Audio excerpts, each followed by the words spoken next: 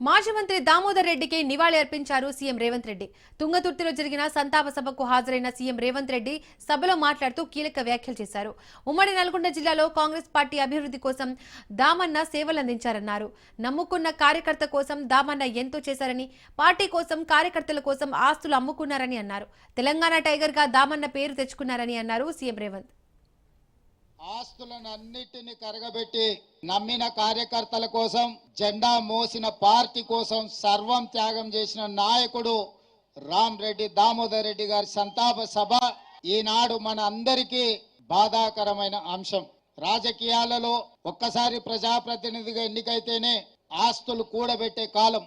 కానీ 5 సార్లు శాసనసభ్యుడిగా, 2 సార్లు మంత్రిగా పనిచేసిన రామ్ రెడ్డి దామోదర్ రెడ్డి గారు వేలాది ఎకరాల భూములను నల్గొండ జిల్లాలోనే కాదు, ఖమ్మం జిల్లాలో వారి తండ్రి నుంచి వారసత్వంగా వచ్చిన ఆస్తులను, వారి అత్తగారి కుటుంబం నుంచి వచ్చిన వేలాది ఎకరాల వారసత్వాన్ని ఈ నల్గొండ జిల్లా ప్రజల కోసం త్యాగం చేసి, ప్రధానంగా ఆనాడు ఈ జిల్లాలో రాజకీయ కక్షలు, కార్పణ్యాలు, రాజకీయ వివాదాలలో కార్యకర్తల మీద దాడులు, హత్యాయత్నాలు, ఇలాంటి విపత్కరమైన పరిస్థితులను ఎదుర్కొని కార్యకర్తలకు అండగా నిలబడి వేలాది మంది కాంగ్రెస్ పార్టీ కార్యకర్తలను నల్గొండ జిల్లాలో కాపాడి ఈ జిల్లాలో జెండాను నిలబెట్టిన నాయకుడు రామ్ రెడ్డి దామోదర్ రెడ్డి గారు ఈనాడు మన మధ్యలో లేకపోవడం ఎంతో బాధాకరం.